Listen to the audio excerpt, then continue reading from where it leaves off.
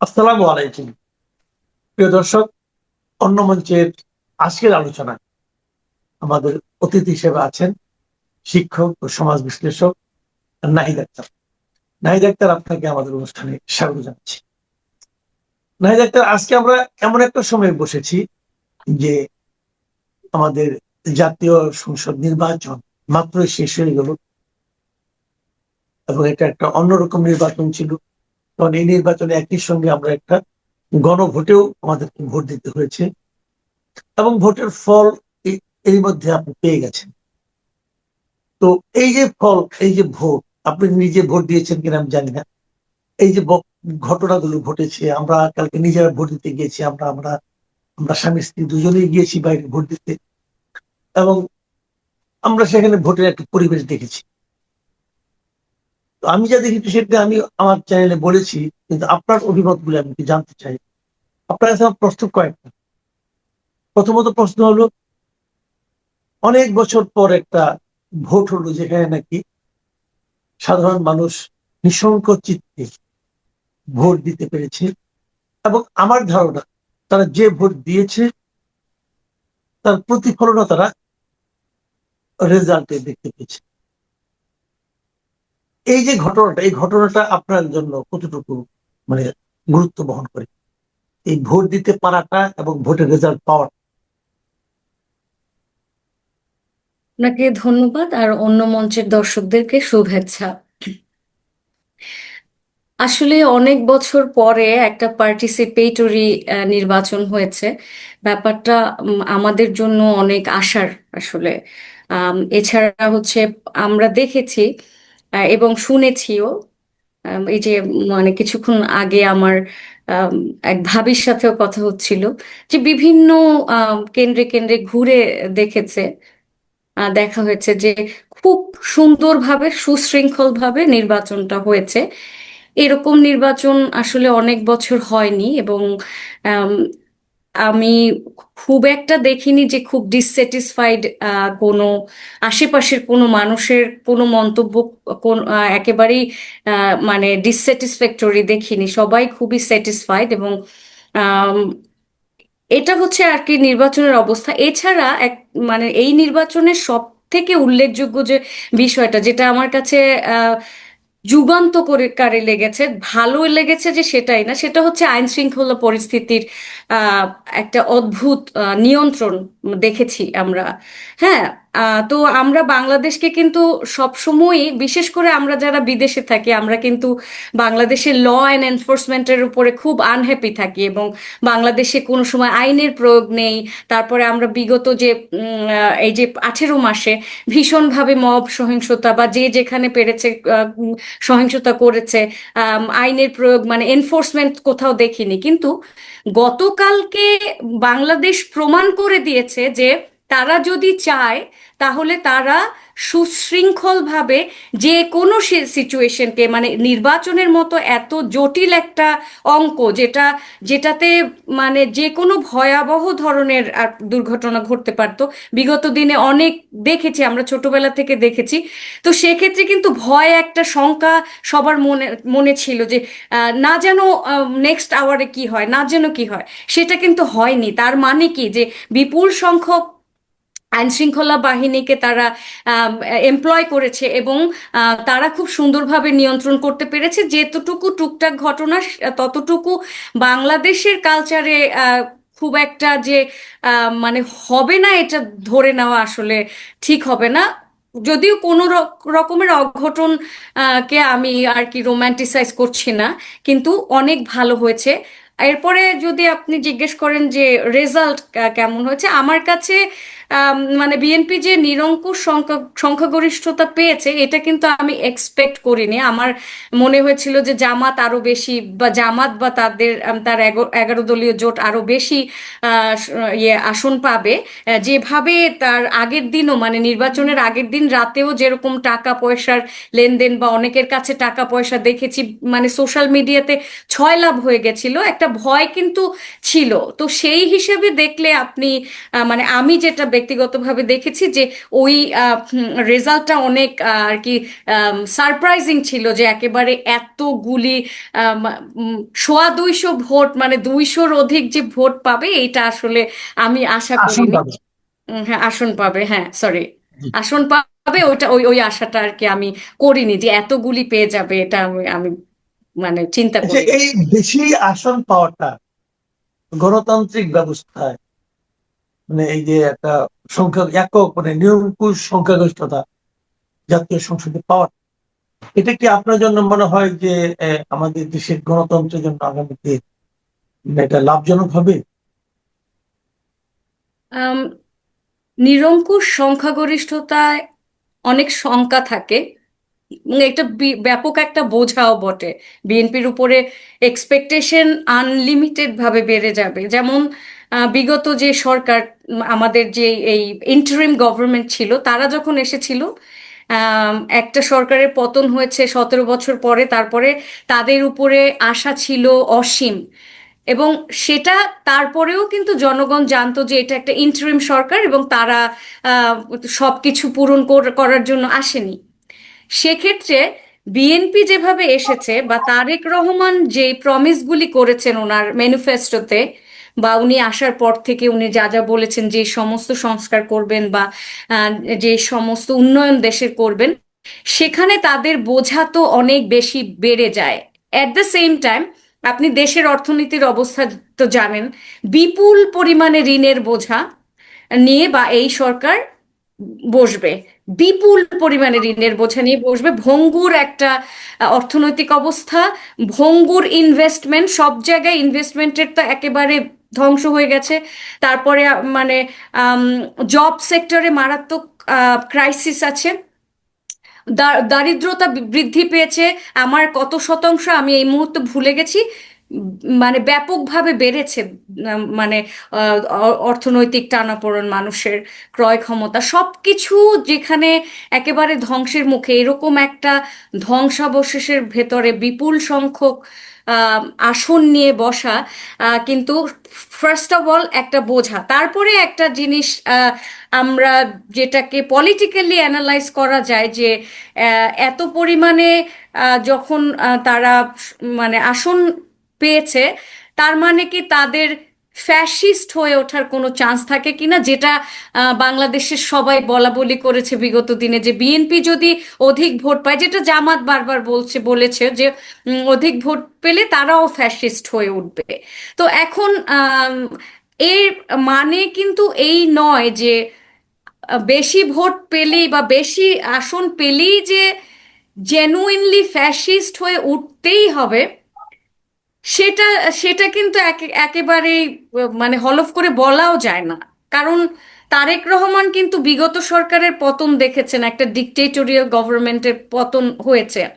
At the same time তার সামনে বিগত দিনের তাদের 2001 থেকে 2006-এর যে দুর্নাম, বদনামের বোঝা, সেটাও তার ঘাড়ে আছে। এবং তিনি ইংল্যান্ডে দীর্ঘ 17 বছর থেকে ওখান থেকে অনেক কিছু শিখেও এসেছেন।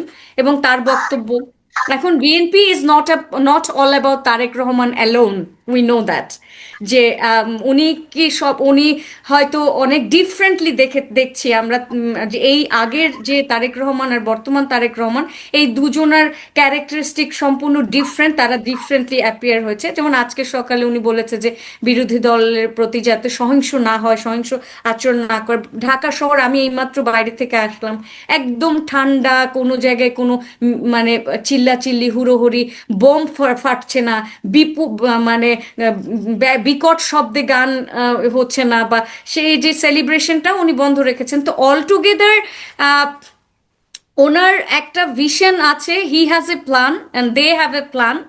এখন ওনার যে যারা কিনা জয়ী হয়েছেন, এরা তো সবাই মিলে একটা মন্ত্রিপরিষদ গঠন হবে এবং সবাই মিলে পার্লামেন্টে যাবে।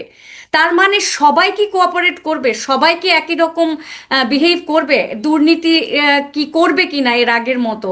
তো দুর্নীতিটা কিভাবে কন্ট্রোল করবে? যেমন বিএনপির নামে কিন্তু ঢালাওভাবে বদনাম হয়ে গেছে যে চাঁদাবাজি করে। তো এই যে এটাও কি মাঠ পর্যায়ে ব্যাপকভাবে কন্ট্রোল করা যাবে কিনা, বা সেইটা কন্ট্রোলটা সে কিভাবে করবে, সেই ব্যাপারটা আছে। অ্যাট দ্য সেম টাইম জামাতের যে ব্যাপক চ্যালেঞ্জ, বা এনসিপি তাদের এগেনস্টে যারা থাকবে তারা এখন অনেক শক্তিশালী, তাদের হাতে কিন্তু ধর্মের হাতিয়ার আছে। তো ওই একটা হাতিয়ারের জিনিস এগেনস্টে। হুম একটা হুম হুম। জিনিস আমি বলি যে গত বেশ কয়েকদিন ধরে আমরা দেখছিলাম যে দেশের জন্য প্রধান আলোচনার বিষয় ছিল যে নারীদের বিষয়গুলো ছিল, যে নারীদের কর্মঘণ্টা, নারীদের জীবনযাপন কি হবে, নারীরা কি বাইরে একা বেরোতে পারবে কিনা, নারীদের পর্দার মাত্রাটা কোন পর্যায়ে যে দাঁড়াবে, এগুলো নিয়ে কিন্তু আলোচনা হচ্ছিল। এবং সে আলোচনা কিছুটা জামাত করছিল, কিছুটা জামাতের যারা বিরোধিতা করে তারাও করছিল। অনেকের মধ্যে, অনেক নারীর মধ্যে এটা নিয়ে আমি উদ্বেগ দেখেছি, উৎকণ্ঠাও দেখেছি। তো আপনার কি মনে হয় যে সেই উদ্বেগ উৎকণ্ঠার কিছুটা হলেও মানে অবসান হয়েছে অথবা কমেছে? আমি একজন নারী হিসেবে বলতে পারি আমার মাথা থেকে একটা বোঝা যেন নেমে গেল। আমার মনে হয়েছিল যে মানে যদি জামাত উইন করে তাহলে জামাত নিজে যতখানি না সহিংস হবে, সাথে সাথে তো সহিংস হওয়া সম্ভব না, বা আসার সাথে সাথে তাদের দ্বারা হোল ফুল রেস্ট্রিকশন দিয়ে দেওয়া সম্ভব না, সবাইকে ধরে ধরে বোরকা হিজাব পরিয়ে দেওয়া সম্ভব না, সময় লাগবে। কিন্তু তাদের যে বট বাহিনী আছে, তাদের বট বাহিনীর আমি নিজে ব্যক্তিগতভাবে খুব বড় একটা ভিকটিম। কারণ আমি ফেমিনিস্ট মুভমেন্ট বলতে একটা পেজ চালাই। তো আমার কি মনে হয়েছিল জানেন, যে যদি জামাত আসে, যখন টিভিতে দেখছিলাম যে শুরুতে দেখাচ্ছিল জামাত অনেক ইয়ে পাচ্ছিল আর কি, আপনার ভোটিংটা অনেক ভালো ভোট পাচ্ছিল, তখন আমার ভয় লেগেছিল। আমার মনে হচ্ছিল যে ওনারা যদি আসে তাহলে আমার এই যে পেজ না, পেজের কার্যক্রম, হ্যাঁ, নারীবাদী আন্দোলন, এটা আমার ডিলিট করে দিতে হবে। ইভেন আমার মেয়েও আমাকে বলেছে, মা তুমি ওটাকে ডিসেবল করে দাও। আমার ফেসবুকে যে আমি লেখালেখি করি বা সোশ্যাল মিডিয়াতে লেখালেখি করি সেগুলোও বন্ধ হয়ে যেত। এটা আমার ব্যক্তিগত যে আর কি অভিজ্ঞতা, আমি যেটা সহ্য, ইভেন আজকেও আমি পোস্ট যে কয়টা দিয়েছি সেখানেও বটবাহিনীর আক্রমণ আছে, কিন্তু আক্রমণটা একটু কমে গেছে। আপনি জানেন, কালকের পরে মানে আমার পেজে বা আমার সোশ্যাল মিডিয়াতে হাহা রিয়েক্ট এবং গালিগালাজ আপনার 98% কমে গেছে। আমি একদম স্ট্যাটিস্টিক আপনাকে দেখিয়ে দিতে পারবো। হাহা রিয়েক্ট এবং গালি, অকথ্য ভাষায় গালি, যেটা আমি, তো এখন এই ভয়ঙ্কর রকমের একটা রিলিফ পেয়েছে। কারণ আপনি দেখবেন জাইমা রহমান উনি কিন্তু নারীদের সাথে এক ধরনের গণসংযোগ করেছেন, এবং ওনার ভাষা এবং ওনাদের যে নারী বিষয়ক যে ওনাদের যে সমস্ত ডিসিশন ওনারা মেক করেছে, যে নারীরা কিভাবে একটা ভালো অবস্থানে যাবে। তো অল টুগেদার আমি মনে করব বাংলাদেশের নারীদের জন্য এইটা একটা বড় ধরনের রিলিফ, এই ব্যাপারে কোনো সন্দেহ নেই। আপনি একটা কথা বললেন যে আপনি ধারণা করেছিলেন যে বিএনপি হয়তো 200 কম পাবে আসন, হুম। মানে একক নিরঙ্কুশ সংখ্যাগরিষ্ঠতা নাও পেতে পারে, কিন্তু তারা পেয়ে গেল। কারণ পেল তো ভোটে। আপনি আপনার কি মনে হয়, আপনি যে ভোটগুলির কথা ভেবেছিলেন তার বাইরেও কি এই 2 দিনে বিশেষ কোনো কোনো গোষ্ঠীর ভোট তারা অতিরিক্ত পেয়েছে? যেমন অনেকে আমাকে বলছে যে তারা নাকি হিন্দু ভোটগুলো একচেটিয়া পেয়েছে, এটা বলছে। আবার অনেকে এটাও বলছে যে ওই হেফাজতে ইসলামের আমির যিনি, উনি মাঝখানে বলেছিলেন যে জামাতকে ভোট দেওয়াটা হারাম হবে। এই সমস্ত ইসলামী যারা ধর্মগুরু আছেন তাদের এই সমস্ত বক্তব্যেও প্রকৃত ইসলাম পন্থী যারা আছেন তাদের মধ্যেও একটা মানে চিন্তার উদ্বেগ হয়েছে। আপনি কি মনে করেন এই দুটো বিষয় বিএনপির অতিরিক্ত ভোট পাওয়ার ক্ষেত্রে কোনো ভূমিকা রেখেছে? জি, আমার মনে হয় দুটো বিষয় অনেক বড় ভূমিকা রেখেছে। হেফাজতের যে আমির, উনি যখন বক্তব্যটা দিয়েছেন এবং উনি বলেছেন যে ওরা জামাত ইসলাম বিরোধী, এটা গণমানুষের মনে একটা প্রভাব ফেলতে পারে, এটা নাকচ করে দেওয়ার কোনো কারণ নেই, এটা অবশ্যই সাইকোলজিক্যাল একটা মানে শিফট হবে সাধারণ মানুষের, এবং ওনাদের ভোটগুলি হয়তো পেতে পারে এবং সাইকোলজিক্যাল একটা শিফটিং হবে। অ্যাট দ্য সেম টাইম হচ্ছে এক আওয়ামী লীগের প্রচুর ভোট পেয়েছে, হিন্দুদের ভোট পেয়েছে। আমি আওয়ামী লীগের ভোট পেয়েছে এটা কিভাবে আমি বলতে পারি, আমি আপনাকে বলছি। আমার যারা পরিচিত মানুষ আছে সোশ্যাল মিডিয়াতে, যেদিন তারেক রহমান বললেন যে মানে তাকে যখন জিজ্ঞেস করা হলো, ওটা মনে হয় আল জাজিরার, তাই না? তো জিজ্ঞেস করা হলো যে আপনি আম, মানে আওয়ামী লীগের যে আওয়ামী লীগ যদি ফিরে আসে, তখন উনি বললেন না যে যদি জনগণ চায় তাহলে তার ছেলেমেয়েরা আসলে তার কোনো সমস্যা নেই। এইটার পরে সোশ্যাল মিডিয়াতে আমি প্রচুর পোস্ট দেখেছি যেখানে যে তারেক রহমানের ধন্যবাদ জানিয়ে বা সাধুবাদ জানিয়ে প্রচুর পোস্ট আমি সোশ্যাল মিডিয়াতে দেখেছি। যেহেতু আমার পেজ আছে, যার কারণে আমি একটু ডিফারেন্টলি দেখতে পাই। যেমন আপনার একটা পেজ আছে কথা, আপনি তো ওখানে দেখেন যে রিয়াকশন কে কি বলছে। আমারও যে পেজ আছে সেখানেও কিন্তু আমি দেখতে পাই যে মানুষের কথোপকথন, বা ওইটা যখন আমি পোস্ট করেছি ওটার নিচে যারা কমেন্টস দিল এসে, তো অল টুগেদার বললো যে তারা আমি এরকম একেবারে ডাইরেক্ট কমেন্টস দেখেছি যে আমরা এরকম এই মানে তারেক জিয়ার এই পরিবর্তনকে আমরা সাধুবাদ জানাই এবং আমরা তাকে তার পাশে থাকব। তো ওইখান থেকেও কিন্তু কিছু পার্সেন্টেজ ভোট কিন্তু সে পেয়েছে, এবং হিন্দুরাও কিছু ভোট দিয়েছে। তাদের অবশ্যই ভোট বাড়ার পেছনে এই সমস্ত, এবং তারেক রহমানের যে মানে way of dealing with it, উনি যেভাবে গণসংযোগ করেছে ওনার জনসভাগুলিতে, উনি কি করেছে, উনি বক্তৃতা দেননি, উনি লোকজনকে ডেকে ডেকে তাদের সাথে কথা বলেছেন। এটা কিন্তু বাংলাদেশের মানুষের জন্য নতুন, এবং বাংলাদেশের মানুষ দেখেছে কি যে যারা নয়া বন্দোবস্তর কথা বলে তারা দেয় গালি, বেয়াদবি করছে বড়দের সাথে। যে আব্দুল নূর তুষার, উনি কিন্তু বারবার বলছেন যে যারা কিনা ইয়াং, তারা তারা পার্টি করবে বা তারা রাজনীতি করবে, সব ঠিক আছে, কিন্তু এভাবে বেয়াদবি করা, গালি দেয়া, এগুলি মানুষ পছন্দ করে না। কিন্তু তারেক রহমানের সেখানে একটা ওই যে নয়া বন্দোবস্তের যে ধারণাটা মূলত উনি নিয়ে এসছেন। উনি যেভাবে বললেন যে যেভাবে মানুষের সাথে কথা কথা বললেন, ওই কথা মানুষের মনে কিন্তু মারাত্মকভাবে পজিটিভ একটা প্রভাব ফেলেছে বলে আমার মনে হয়। জি, অনেক ধন্যবাদ, অনেক ধন্যবাদ নাহিদ আক্তার। আসলে আমার আরো কিছু প্রশ্ন ছিল, কিন্তু সেগুলো আমরা এখন করতে চাই না। যেমন আমি হয়তো জানতে চাইতাম যে নির্বাচনের পর ক্ষমতা কিভাবে হস্তান্তর হবে, অথবা ক্ষমতা পাওয়ার পর তারেক রহমানের জন্য প্রথম চ্যালেঞ্জ কোনটা হবে, দেশ কিভাবে চালাবেন, এগুলো নিয়ে আমরা পরবর্তী সময়ে আরো একদিন কথা বলবো। কিন্তু আজকে আমরা মানে নির্বাচনে তাদের যে ইমিডিয়েট যে ফলটা, এই ফলটা নিয়ে আমরা কথা বললাম। আপনাকে অনেক ধন্যবাদ। প্রিয় দর্শক, আপনারাও বুঝতে পেরেছেন যে এই জয়ের পেছনে কাদের ভূমিকা আছে, সেটা যেমন জরুরি, এই জয়ের কারণ তারা আগের চেয়ে অধিকতর স্বস্তি অনুভব করছে, সেটা আমরা একজন নারীর কাছ থেকে শুনলাম। আমার কাছে মনে হলো উনি বেশ আনন্দিত আছেন। আপনার এই আনন্দিত ভাব যেটা, সেটা থাকুক, সেই প্রত্যাশা থাকছে। এখন এই পর্যন্ত, আল্লাহ হাফিজ।